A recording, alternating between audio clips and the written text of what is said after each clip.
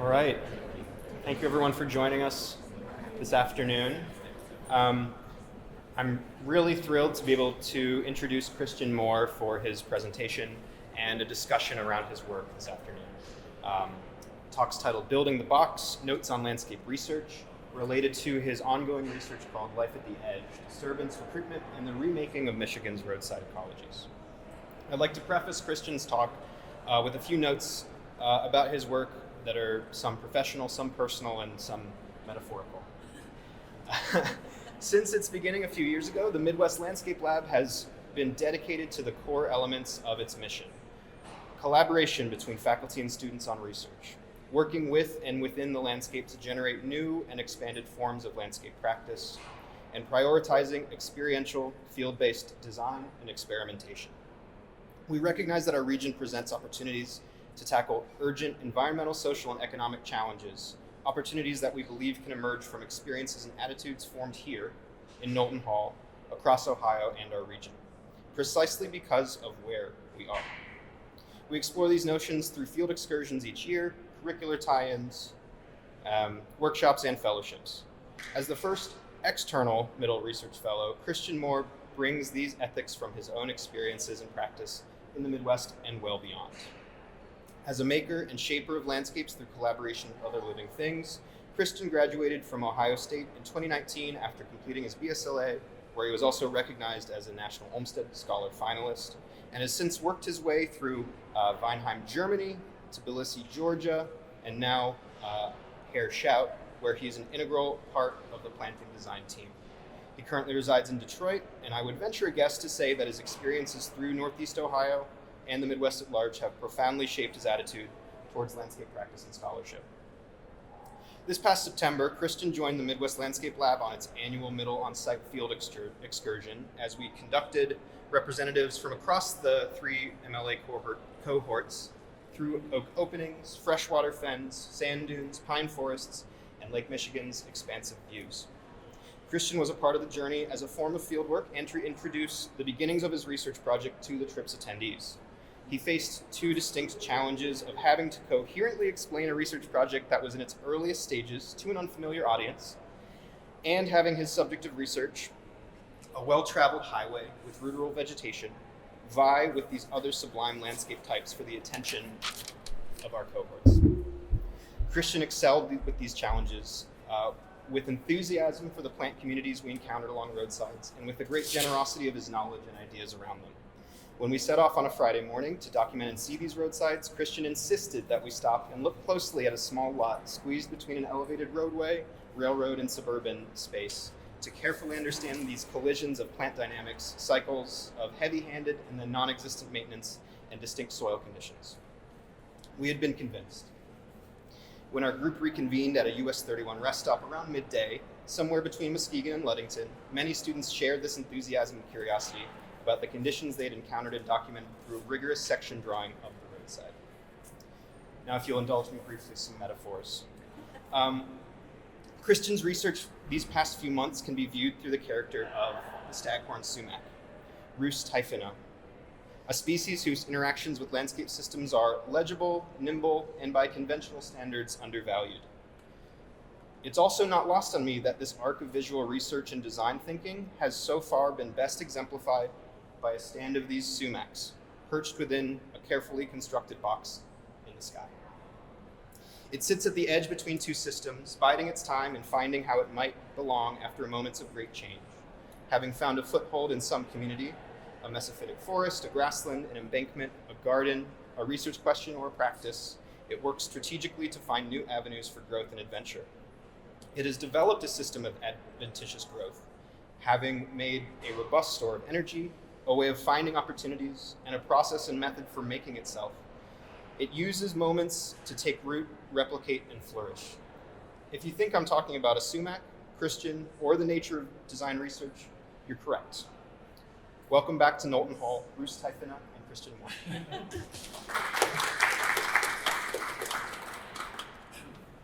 I've never been called a sumac before. That's such a privilege. Thank you. That was a great introduction. Hello, everyone. I think I've met quite a few of you at this point, almost all of you. Nice to see you all again. It's a pleasure to be here to present some of the work that I've been doing with MidLL over the last 6 or 7 months. When Brendan and I were talking about this project, and I'm going to set a timer for myself so that we have time to discuss at the end. We were kind of asking the question a month ago, it's like, what's going to be most useful to students to understand both the work itself and kind of where you all are at in your education.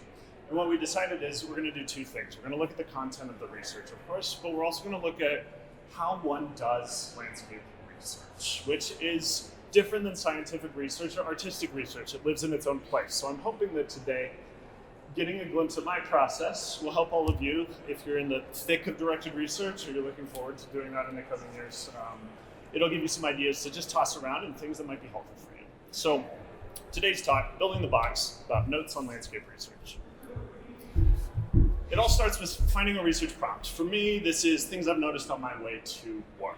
I am a planting designer at Herschel. I am entering my 4th summer there, and so I've spent a lot of time in Southwest Michigan and along the coast of Michigan, working on job sites, laying out plants, and also driving Highway 31. A couple summers ago, I was looking at this particular cedar fen outside of Stevensville, and was like, my gosh, this is so incredibly legible. Wouldn't it be great if I had time to sit and draw it and think about it? Maybe I could get funding. Lo and behold, a year and a half later, after a trip to Hocking Hills with Jack Gruber and a number of you, Brendan approached me and said, hey, we want to fund you. Come up with a project. I was immediately thinking of this particular image. US 31 runs up the coast. It goes all the way down to Alabama. There's a portion where it connects to US 94 and runs to Chicago. But you get all these amazing conditions that occur along it because of the sand, because of the water, because of Michigan's unique position within the Midwest. And so there are these really legible landscape communities and typologies that occur. It's also really amazing plant architecture that becomes particularly clear along the highway. So you can see safely taking photos while I'm driving of sassafras architecture. You can see this really amazing grove of them and this sort of layered effect. Other things, just doing research on the area, working on job sites along this corridor, and then watching what's happening along the highway. There's also evidence of recruitment, and you see that there's this sort of push and pull between where the highway maintenance group is clearly doing mowing every few years, but also the trees behind are pressing out. And so there's this push and pull that is really legible. And so in conversations with Brendan, it was like, this is something that would be really good to dig into, especially given that I'm working in this context in a professional setting anyway. I want to understand this system. Further north, this was in July of last year. My colleague Priya and I were getting ready to go to a job site for a plant layout north of Harbor Springs. And we pulled off on the side of US 31, and I'm like, Priya, this was her first plant layout. I'm like, I got to show you something. And we stopped. You can see Highway 31 in the background there. There's these amazing thickets of northern white cedar that occur, and they press up with paper birch and with aspen and sugar maple, and just this crush of vegetation that is constantly pushing up against highway maintenance is super interesting. Visually, it's super compelling, and we used this arrangement to help inform how we were laying out plants on site. So there was a direct relationship between what the highway is doing and then high-end residential clientele landscapes. Really interesting. So then, speaking specifically to the type of work that I do as a planting designer, I'm on site a lot. Herschel is, I think, pretty uniquely positioned as a practice to do a lot of site work. We put a lot of emphasis on not just designing in the studio, but designing at one-to-one. And so in the 4 years I've been there, I've gotten a lot of training in terms of how you work with contractors, how you make landscapes at one-to-one, how you move things around. And these are just some images of the type of work that I get to do in the summer, and in the coming month I will get to do. So questions that have come out of that for me is, we're building these sort of curated ecologies. How do they scale? There was a project in Southwest Michigan that we worked on where we were asked to basically create an instant forest for the client. It was a property that was previously zoned for residential. Client purchased it, made it into a private kind of weekend getaway from Chicago. 500 acres, so much invasive plant material that had to be removed. we came in and we're like, okay, how do we structure a forest for instant impact and for long-term landscape health? And so that started to stir other questions like, what does it mean to create instant forests versus building them over not just 5-10 years, but over 50 or 100-year timelines? What does that mean, and how can we ultimately get to do that type of work? This is a project in Hocking Hills that we worked on where we were tasked with designing an island and reforesting it. Kind of strange set of circumstances, but you can see my sketch from on-site in the top left, and then working with the crews to slowly build up vegetation on this little patch of remnant forest. And thinking about how we graft into existing plant systems, and just ultimately thinking about scale.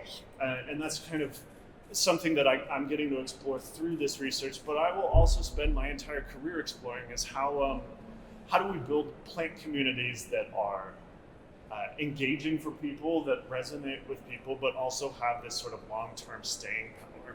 Fascinating to me. Another layer to this is the planting plan, and Hirschschaft has developed really rigorous standards for how we document and then lay out these types of landscapes. So what this is all building to, and we'll get to this towards the end, is taking another critical look at the plan and the sort of biases that exist within a planting plan, and how it does capture certain elements of time, but it leaves a lot out. So in asking these questions about large landscapes over long terms, I'm starting to pick at, okay, well, what are alternatives to the planting plan, or ways that we can represent those sorts of systems in this way with this language? An additional thing, this is for Dorte and those who are in the tree nursery seminar this particular year. Just some tagging photos. This is another part of my work, is that we go out and we tag a lot of things. It allows us to create these sort of bespoke experiences. Sometimes we take clients with us to tag trees, which is interesting component of practice. But there's also a critique embedded in this. We sometimes will source plants from all over the Midwest and bring them to these locations where there are plenty of healthy trees locally nearby, but because of distribution networks and the way that nurseries are set up, we end up moving trees hundreds of miles to populate sites. That's an interesting thing to think about when you think about a highly localized place, genetic diversity, et cetera, is like, well, we kind of scramble that a little bit when we're bringing plants from all over the place. So things that in practice I was thinking about before Brendan approached me about this, and I'm like, I want to be able to dig into all of these things. So then we get to setting a course, and this was, starting the fellowship, it was, okay, well, I needed to land an idea.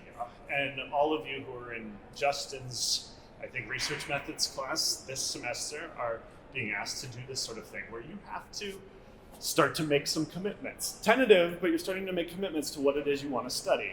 So for me, it was, okay, how do I take all of these ideas and then condense them to an abstract that is situated in a particular place?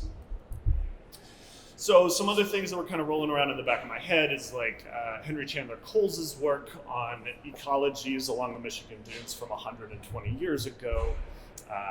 He's responsible for us preserving the Indiana dunes, and a lot of the notoriety globally around Michigan landscapes. They've contributed to global ecological discourse. And so there's like this landscape that we're specifically looking at has had a major impact on how we think about systems broadly, which is very cool.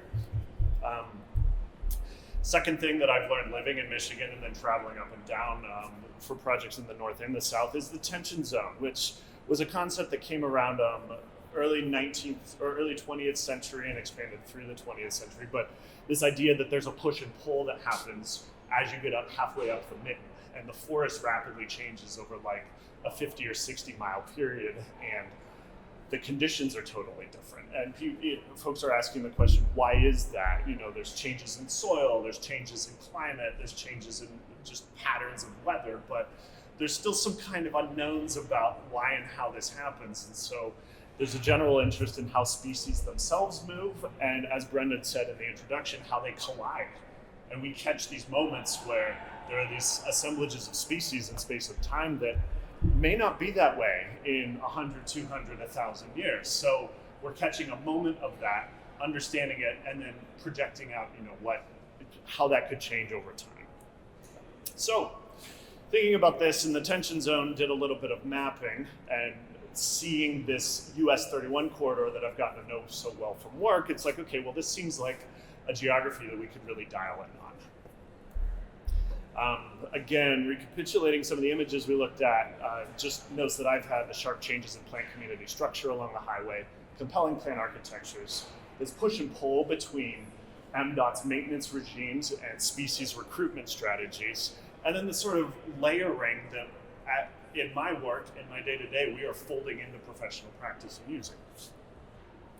Just landed on the abstract, which you can also see blown up on the wall. So the idea was life at the edge, really honing in on this US 31 corridor and what happens in the 200 feet on either side of it. Disturbance, recruitment, and the remaking of Michigan's roadside colleges. So in here, pulling out a little bit like how the highway has influenced this landscape, the sort of amazing conditions that have design relevance that occur along it. And this push and pull that is so specific to individual species and how they've evolved to behave. Really interested in that and how it relates to people and these maintenance regimes, like I've said. So building this abstract, it was like, okay, this is a good place to start. We'll see where this goes. Leads us to exploring widely. This is one of my favorite things to do then, and honestly, it's a struggle that I've had in research before, is wanting to be interested in everything and asking every type of question. So the literature review is your permission to do that. And you can see on the wall a number of the different references that I was pulling from, everything from planting design discourse to landscape architecture, ecology, systems thinking, some philosophy work on epistemology I was reading, like lots of different things. Literature review allows you to do all of that. And you can see that represented here, the sort of push and pull between written work, visual work, etc. Pet interests of mine are systems and how complex systems evolve and change over time, and how we think about systems both in the abstract and in the application to practice. Additional things that you see in here, I read House of Leaves by Mark Danielewski, which is a freaky novel, but it's a fabulous exploration of how text in the kind of the space of a book can become its own sort of world-building experience. So building on that, looking at place-based art, there's Gwen Frosting, which you see at the top, who was an early 20th century artist who did prints, block prints of Michigan flora and fauna, and you can visit her studio south of Traverse City. It's right along US 31.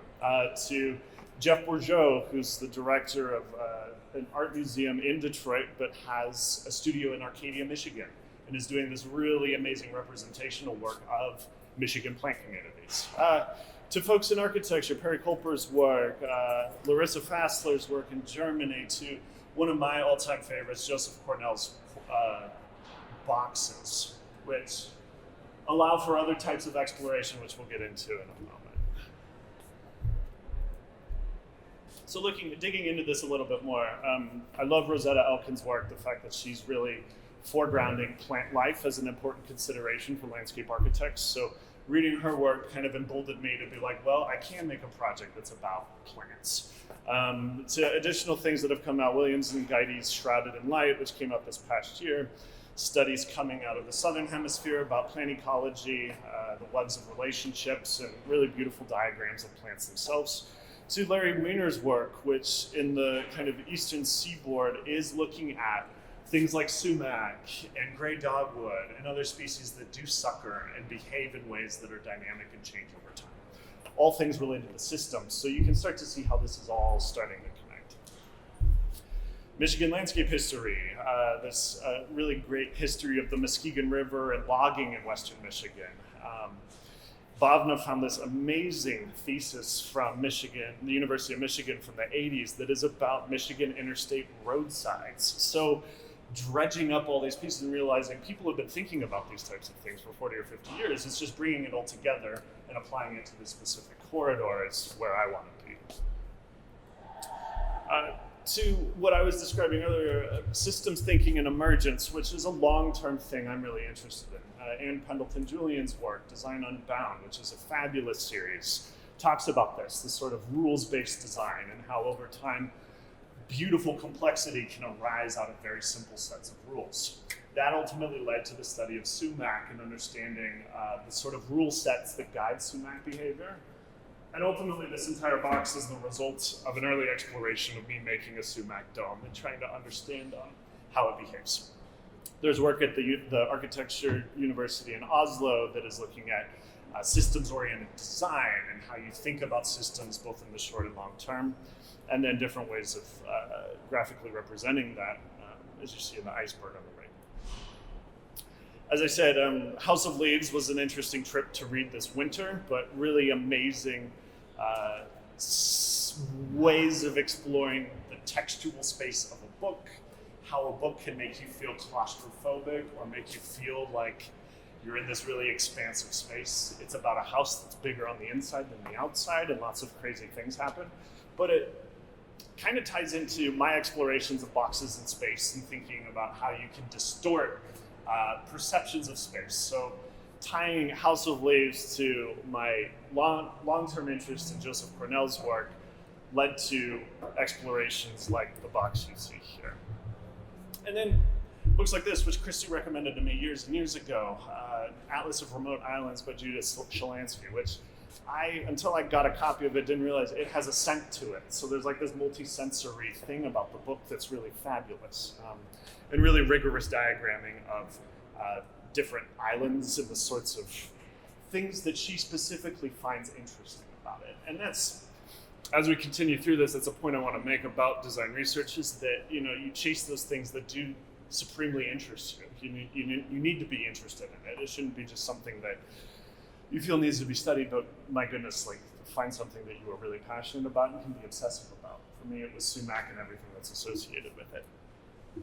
As I said, Gwen Frostic's work is really fabulous, which you see on top, just an amazing attention to the detail and life forms of plants. And Jeff Bourgeau's work at the bottom, which is so striking. And really, you can see how these paintings could start to pull apart in three-dimensional space.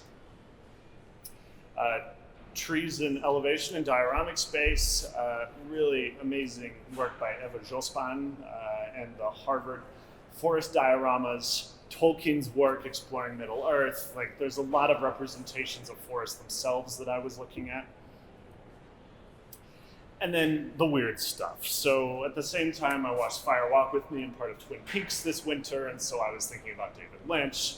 When he passed, I'm like, well, it would be nice to have an homage that gets baked into all of this because of the importance of his work, to Olafur Eliasson's work, and then, of course, Joseph Cornell's boxes.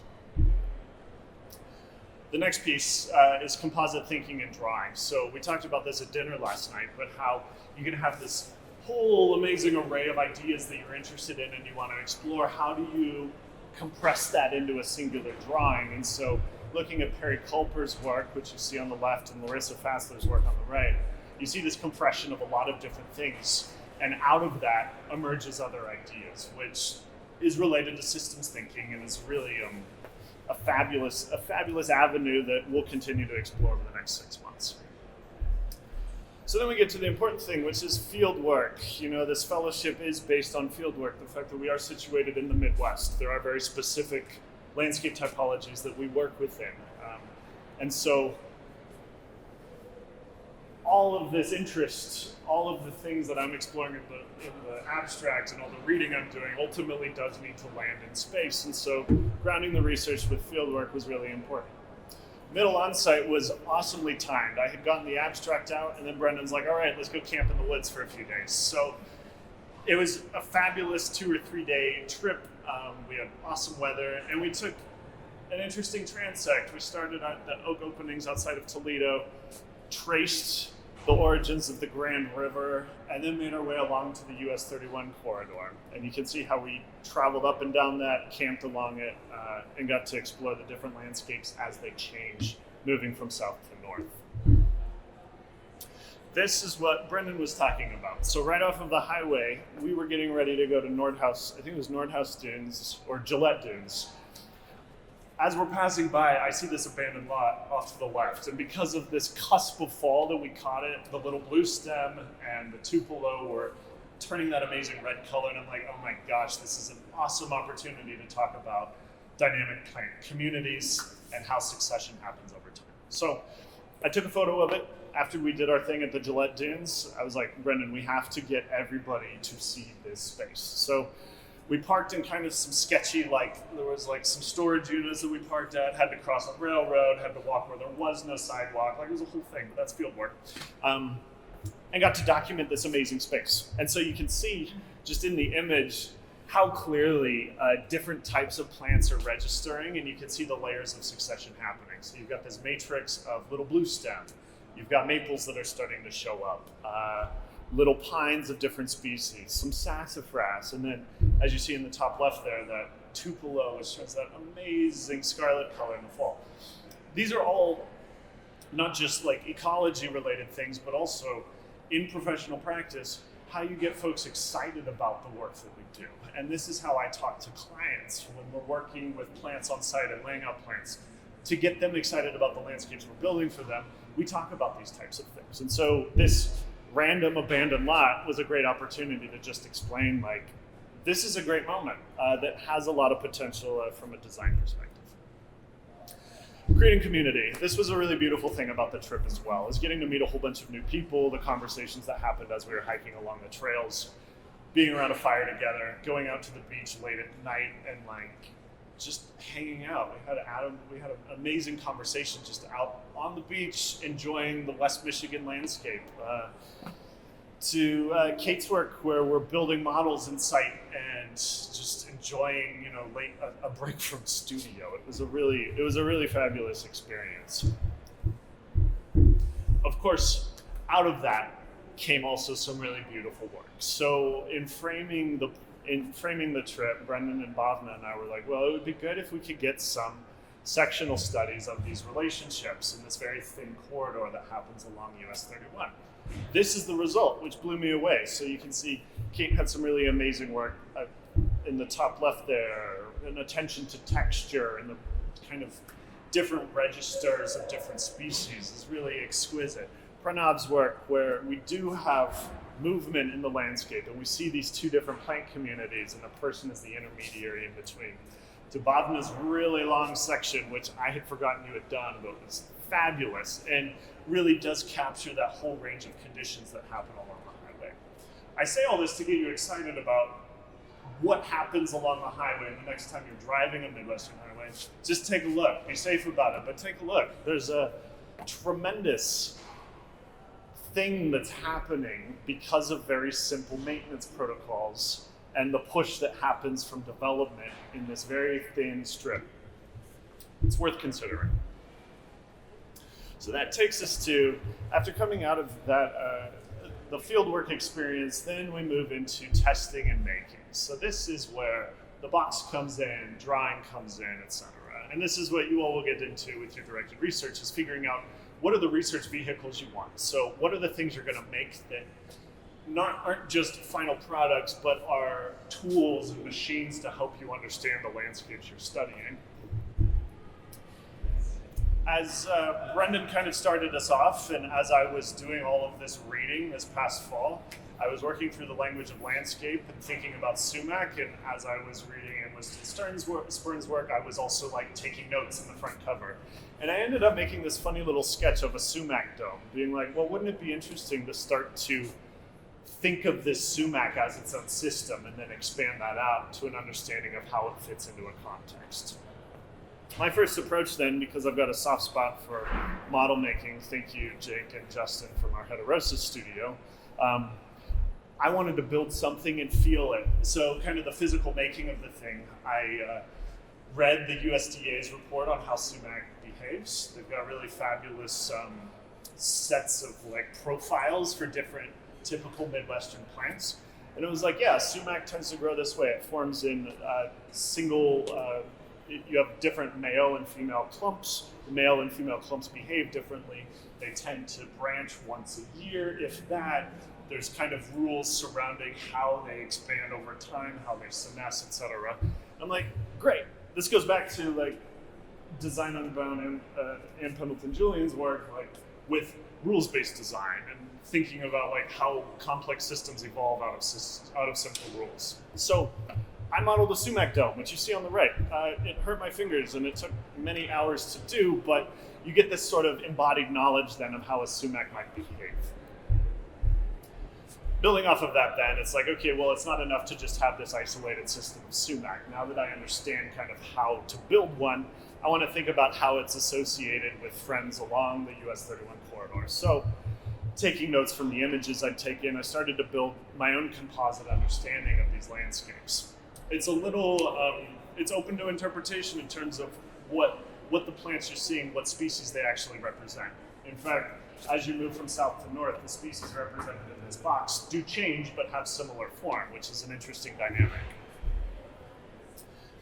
You can see an additional part is envisioning the terrain then. So you can see how like building from one singular thing I was interested in, this whole thing could expand out and start to become a landscape. Building a terrain that's related to the highway is not a specific site along the highway, but is a composite of how I've come to understand that corridor and how sand dunes and topography move in relation to the highway itself. Did not want to devote a ton of space to an asphalt highway, so the register is just that simple drainage ditch, which you see in the bottom left of the model, just enough to clue in a viewer that there is something specific that happens just beyond. But my interest is in its influence on the next 150 feet or so. The other piece, which is more fully documented in that last board, is how you work and document your work. For me, I found over the last 2 or 3 years, Instagram's been a really great platform to just test ideas. And I was talking with Jason and Ethan about this earlier. And you can build an audience and people will respond to you and they will provide feedback, unsolicited sometimes, about the work. And so really, it's like a free forum for ideas. And so I was able to get it in, because I enjoy it anyway, I was able to get into a practice of starting to post once or twice a week, specifically about MidLL. The result is accumulating a whole set of ideas over 6 months that I can then connect back to over time. It's also really nice to just be able to diagram super simply, low stakes on my phone. And so you can see on the right there, the relationship between the highway, the ditch, and then these sort of where control loosens up as you move away from the highway and the sorts of plant communities that emerge. Additional to that then is like, started with sumac, started to build some plants that would have relationships with it, whether that's aspen or cottonwood, juniper, etc. And then just specific model making things. What it means to put in hundreds of little blue stems into a model. You know, I popped up to Jake and Carla's studio earlier this morning to see the dioramas. And like, when you're physically having to make something, there's a certain kind of attention or focus and care that goes into it that I find not only meditative, but helps me better understand the thing that I'm making. So being able to model the sumac, model little blue stem, think about how it might distribute in space over time, is something that I can then apply back when I'm working at one-to-one on job sites this coming spring with these species. So there's a funny relationship between the little worlds you build and then ultimately the big worlds, or slightly bigger worlds that you're building as a landscape architect. If you would have asked me 10 years ago when I started at this program if I thought model making would matter to me or if I wanted to do it, no.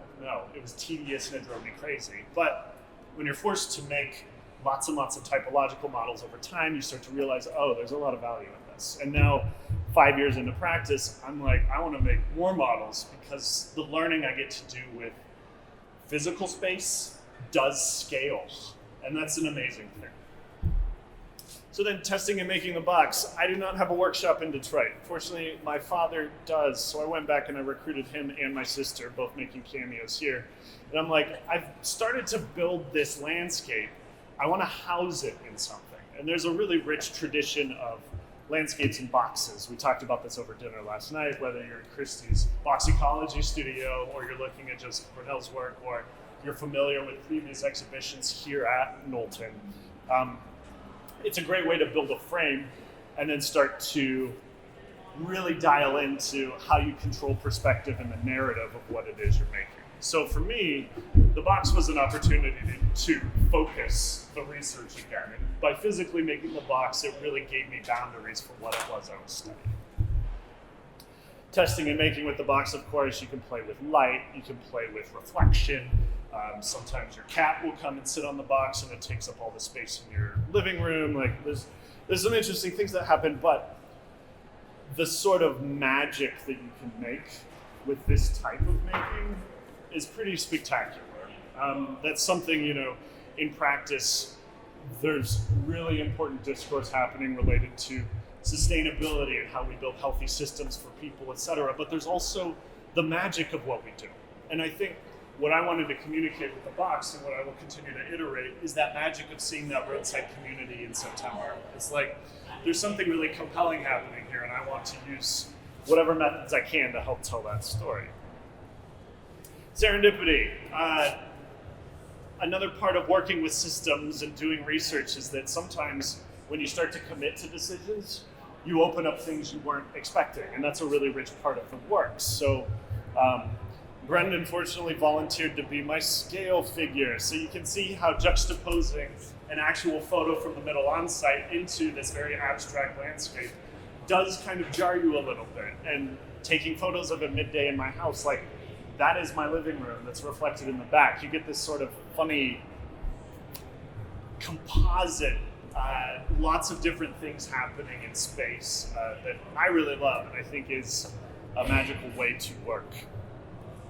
So then, building the box, we have some preliminary mapping, we're kind of returning to the abstract to see if we're staying on course or not, and we have this enormous library of resources now that we're pulling from.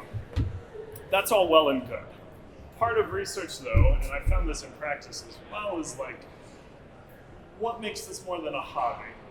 The next thing that's baked in and what I'm gonna be working on over the next 6 months is the critique. So it's not just making a pretty box that shows a Michigan roadside. It's what does this tell us about how we make landscape in the Midwest, and how could we either do it better or do it differently? So that returns back to the planting plan, which I showed earlier, and some of the site images and then the model itself. Something I'm interested in, again, is how planting plans, and given the type of work that I do, that's my primary medium for working, how they can represent scale and how they can represent time. There's a collapsing that happens in drawings that allows you to build a landscape, certainly, but it leaves out all the years that come with stewarding a landscape after it's initially installed. And that's something I'm interested in, is like the sort of relationship that either clients or ourselves have with landscapes over very long periods of time, even beyond our lifetimes, like how we set up healthy relationships with the land and how planting design and landscape architecture can be part of that discourse. So I'm landing on the planting plan as, because I know it so well, as something then that can be a mode, a vehicle for critique and reflection on how we currently practice and how what I'm learning from these highway landscape communities could inform practice and potentially change practice. So that's where we've landed. A few additional things. I know folks had a little bit of time before to look. The box is itself it's a machine for viewing. There's really great theory on all the strange contraptions humans make to see things and see things new. For me, I haven't committed to like the wallpaper or the curtain you see in the back or the model itself. That all can be removed, and so what I've set myself up with is there's content, but I've also created a machine that I can continue to play with and change and poke holes in and attach things to. So it's kind of, like I said, you're building yourself up future opportunities to explore other things. On the wall, like I said, we've got the abstract, the composite map that I made late last fall, and then all the different resources that are feeding and fueling this work. For the directed research folks, what you're doing now is an opportunity to start to ask questions that you can ask your entire career. I found that the work that I was exploring in my directed research now 5-6 years ago are questions I'm still asking, and I will continue to ask. And they are embedded in this work now, just in different forms. So I encourage you, as you're doing your research, to be thinking about that these are not things you have to answer all at once. You can continue to explore and expand on these things throughout a career. So This is, like I said, a work in progress. This is a mid-review. This is kind of my mid-review. And so what I am welcoming from the crowd at this point is your own questions, comments, and critique on what I've just showed you. I'm really curious to get people's thoughts because that will get incorporated into what I do next. So we'll leave it at that. Thank you.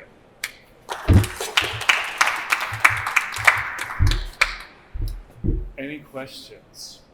Yes. I have a question, comment, and Please. critique. I'm going to start with the comment. It's really nice to see this box not on my phone. It's good. It's really nice.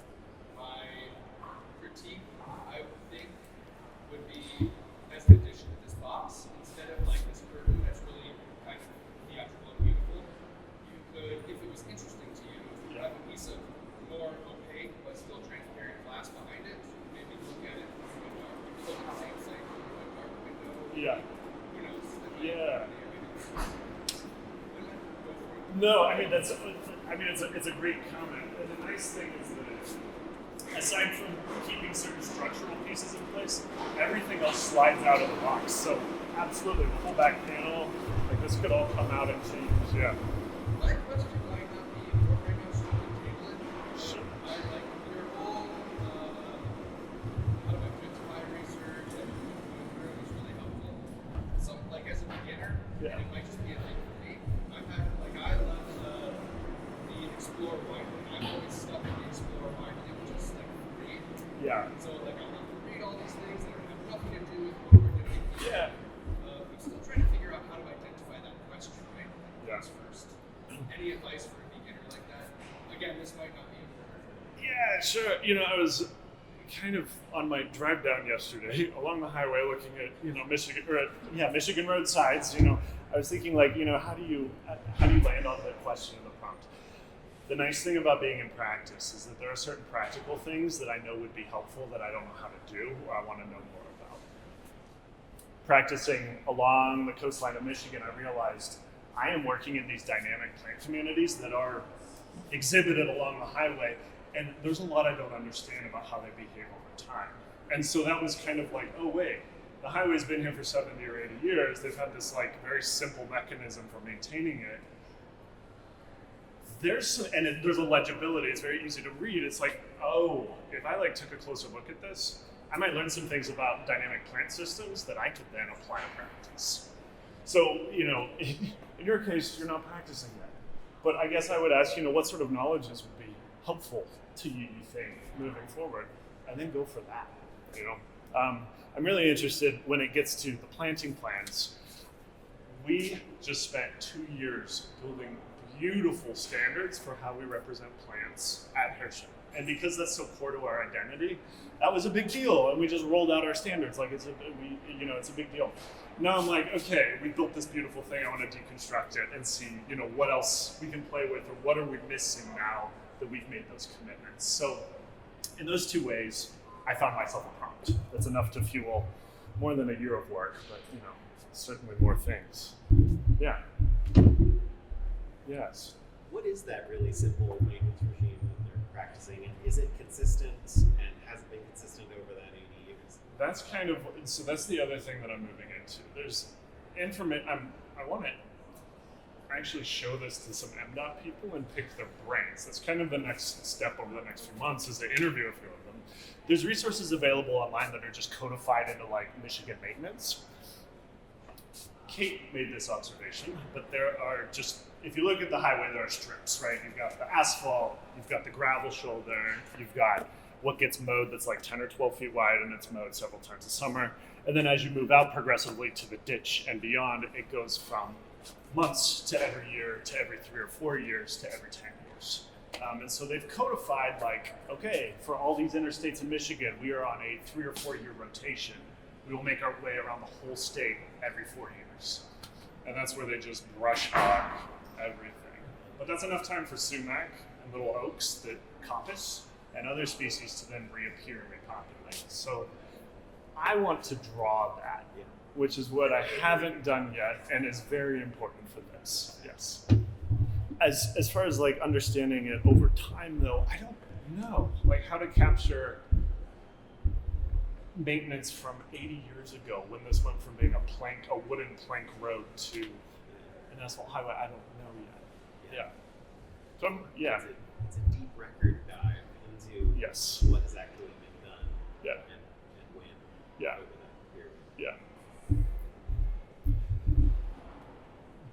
That's that would be such a nice speculation. I mean, knowing to know absolutely might not be as important as the exercise in saying, like, finding archival Right. photographs and deconstructing the dimensions in those, yeah.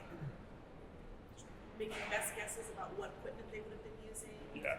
That process, I think, could be more important than actually knowing. Yeah. Yes. It could be enough proof of the forces or the Yeah. in play there that you can apply, right? You can Yeah. say that, okay, if I steer those forces or rhythms, this is Yeah. where those different Yeah. eventualities can occur. Yeah, exactly. And that's, long term, I'm interested in doing work that is like, okay, your prompt is designing for 100 years from now. Like, how do you build something? I worked on this bonkers forestry project when I was in the Republic of Georgia, where we were asked to reforest a slope and had to use all these crazy species. But it was then I was like, okay, well, we're having to think about something that's not instant, but how does this healthy forest evolve over not just immediate impact, but over 20, 50, 100 years, So that's what I want to dig into, because I think that's how I want to practice. Yeah. Well, then it could come out of that series of drawings, right? You could say, make Right. this tweak Right. to this process. Right. And play it out for them. Yeah, exactly. Yes, Helena. Sorry, I missed this acoustics. Having a really fun day today, but it did make me think. So with your model, you have the suggestion of the highway in the corner. Yeah. But I'm wondering, and you talked about having light. Have you considered having sound? Because it looks like so pastoral, and Brendan's casually walking along the side of the highway, which you don't see happen too often. But I wonder if it would change your perception of Yeah. this, or if you could also hear things that you wouldn't necessarily be able to hear if you were in a car. Yeah. Depending on the distance you were from. Yeah. It's a super interesting experiential thing, because yes, it's so placid and nice, but my gosh, we could barely stop anywhere along the highway. It is very dangerous to stop along US 31 because there isn't a ton of a shoulder, and then off you go into the ditch or up into a sand dune, that's it. So capturing that reality, I think, could be really interesting. And it's, again, the box sets up opportunities for those types of things too. You play with light, you play with sound.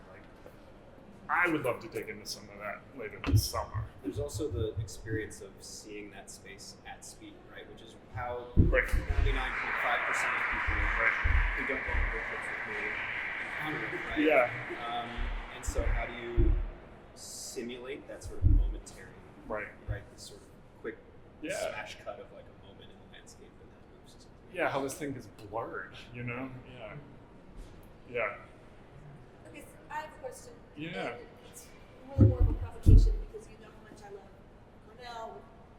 You know how much I love dioramas. Yeah. You know that. Why box it? The model. Box it. Why box the model? Well, there was a very personal thing of I wanted to build a box. As we talk about, this is like a long, as you go through life, you realize there's certain themes. For me, boxes have kept appearing in life. I don't know if it's just a psychological way I like to understand things or what. It was having seen previous dioramas, knowing that there's really beautiful lighting effects that happen along the highway, especially if you're driving early in the morning or late at night in the winter. And I wanted to capture that. And so this provided the constraints that would allow that to happen. I think the box is great. I'm not asking that because I think it doesn't belong. Yeah. But I do think that that's a place where your argument could get tighter. Yeah. What is the utility of the actual box? If you think about natural history museums, there's so much landscape painting that goes into the boundary conditions that's meant to dissolve the box, so you don't perceive it, right? And the curtain reinforces the box and reinforces reinforces the bounding of it. Yeah. And I think, so I have no opinion about Yeah. which direction to go, but I feel like you need to build a clear argument for what the box is doing Yeah. for reading the thing that you're modeling. Yeah. That's a fair critique. I think you alluded to this sort of long-standing tradition of using diorama, right? Right. And there are studies that confirm the Right. advantage of doing that, or how it channels Right. an understanding and knowledge. So I think just a more explicit Yeah. explanation of that just fits right. Yeah. I think in some ways you're taking that as a given. Right? Yeah. And a lot of us see that. But Yeah. Yeah. It needs more explanation for Yeah. the audience. I love calling it a landscape machine. I Yeah. think that's great. Yeah. It's not nearly as box as a word is Yeah. there's a staticness to it. Yeah. But machine is not static. Yeah. Yeah. It does things. It does things. It does things. Yeah. Yes. I think at the same time you become more critical of the box, you could become more critical of the model also. Yeah. So, like, I love your description of the Yeah. ditch to gravel roads, gravel berm Yeah. to, Midwest loam to probably sand. Yeah. Right. Get far enough back there, right? But like, I feel like that could, in some ways, that soil section could show up in the model also, and Right. really begin to, on one sense, illustrate Yeah. how why the plant community, one reason why the plant Yeah. communities are taking the shape that they are, but also maybe give you a logic for containing Yeah. thing, also, Yeah. right? Being able to Yeah. chop it Yeah. in interesting ways. Yeah. Oh, that's fair. Because right now this is kind of cardboard. Yeah. Yeah. Stay tuned on that. But yeah, it's a good comment. And soil's an enormous force, and that's something like I had a call with ecologists for a project in Birmingham that we're working on yesterday, and they were like, we have to prevent tree succession. Like in the South, the push of vegetation to take over a site if you're not burning is profound. And Emily Knox knows this. It's like, so one of the ecologists is like, what if we totally compact the soil? And so all that's allowed is like the little forms that can break into it, but there's not enough air for trees to grow. Soil's a huge kind of lever of landscape, and yeah, that's missing from this. And it's a part that plays a huge role in why this patterning occurs. So yeah, totally. What are your design intentions for the right and lower portions of the box? This part versus this part. Yeah. Well, this started out totally utilitarian. I've had grand ambitions to have a pulley system for the curtains so that it could be revealed and you could see other things. That didn't happen. And so I ended up with a space. And it's like, okay, well, what am I? Now I have this cavity in the box that is pretty expansive. And so what I started to play with is like, well, what if there's like multiple scales being held within the box? Or the landscape machines. And that came out of honestly reading House of Leaves and being like, whoa, there's this really tricky play of scale in this book. I kind of want that. And so, looking in here, there's this is tentative right now, but there's little people in there, like to kind of start to play with it. I'm looking to rupture like a certain expectation that's set with this, and be like, oh shoot, this is all housed in the same world, but they're very different universes. I don't know yet. Is my answer. Is that similar? Is that similar to how you're doing the plan? Like how you're having the multiple steps in the plan? That's interesting. I haven't thought about that yet, but possibly, yeah. And that's the modeling. I want to then be able to inform drawing. Like I said, I'm going back to the plans. Yeah, that's a really interesting question. It's not just like time scales, but also the scale itself. How does that all get embedded in a plan? I don't know yet, but yeah, it's a good comment. Yeah. Anybody else? Any comment? Tamika, any comments? You gave me like a full review this morning, so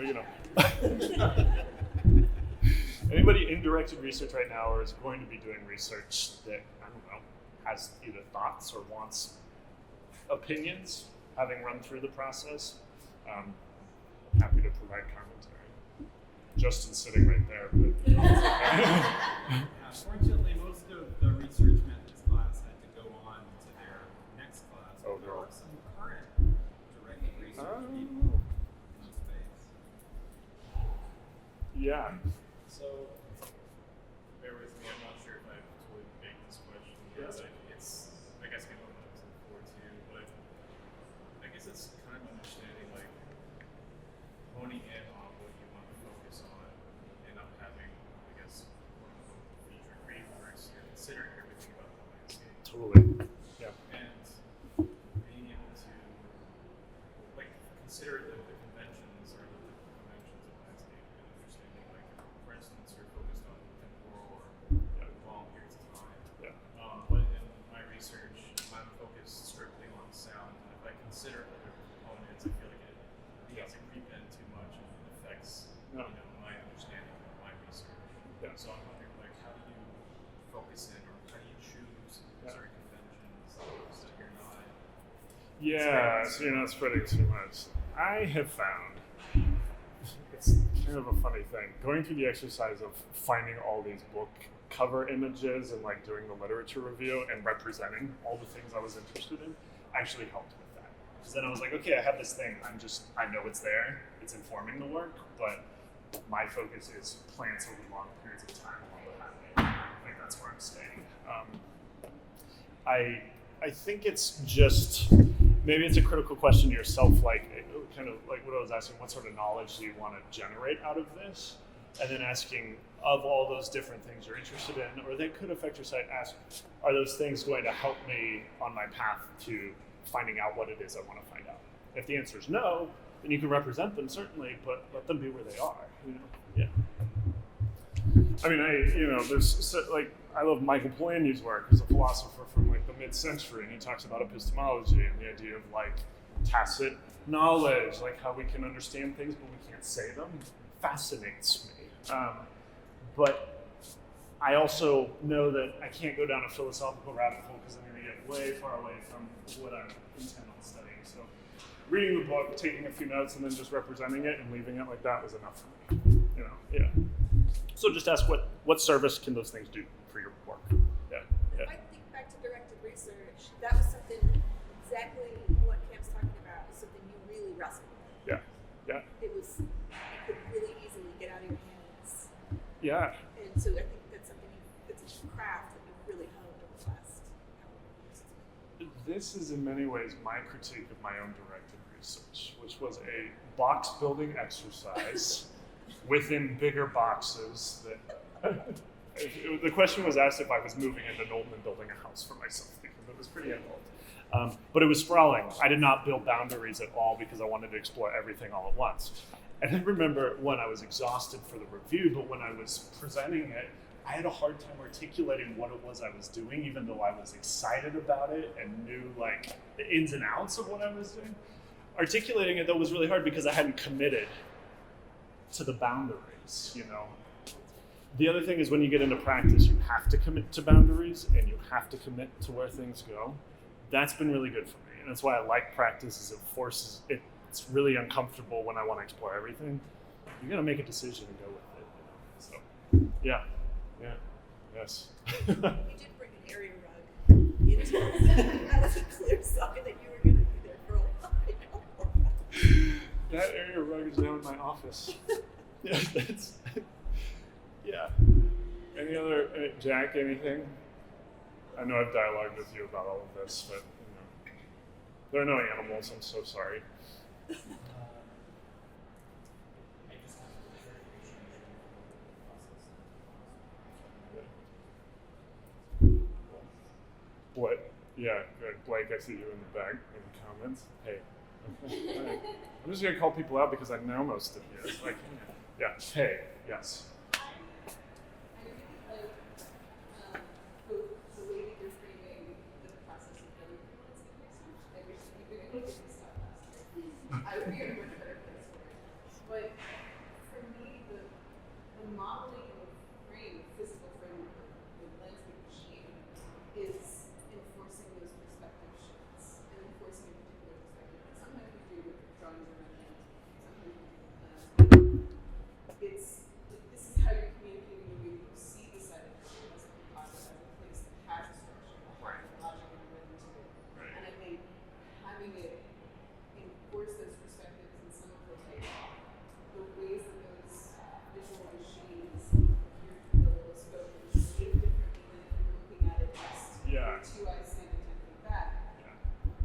for me, that's a very apt metaphor for the kind of perspective shifts that I have to do as a project maker and as a person who wants to do all the things all the time. Yeah. That this year of trying to stay with the project, trying to keep it like a singular thread through the things that are interesting to me,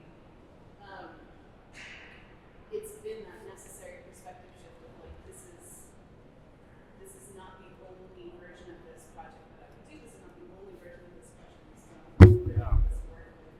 It is what I'm tackling now, and this gives me people in support. But I will come back to like reminding myself of that perspective. Like I can come back to it. I can try again. I can do versions of all the long list of ideas I have. I can tackle them. It's just the process. Yeah. And so I think like as a metaphor for that perspective, like the learning and growing research provides lots of the opportunity for us to pursue lots of different things. Yeah. This is one framing of it is literally one perspective on that. And you've just written my response to Christy. Thank you. Yes. Yes, that's really nice. Yes. Any other? I don't know.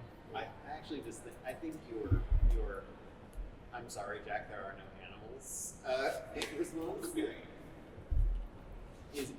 is a really good summation for what you guys need to do. There's always going to be somebody that's like, well, you know, animals are shaping the maintenance regimes on the side of the Michigan highway also, and it's like that's absolutely true. We have to know that. We also have to say that's too much for me to do. Right? I'm going to focus on this much bigger maintenance regime that's in place because I can't, you know, maybe eventually I embed that. This is the slice right here. Here's how I'm drawing my box. Yeah. Right? Yeah. Sorry, Jack. That's my next research project. Perfect. We'll do a partner project. Perfect. Yeah. Yeah. Like, thank you. This is very helpful. This Good. is my first year, so I'm really excited to Good. see this. That's the point. That means we succeeded. Yeah. Excellent. Yes. I'm like super helpful. Good. And because I come from a different background, so I don't know anything about landscape research. Now I do. I've been learning.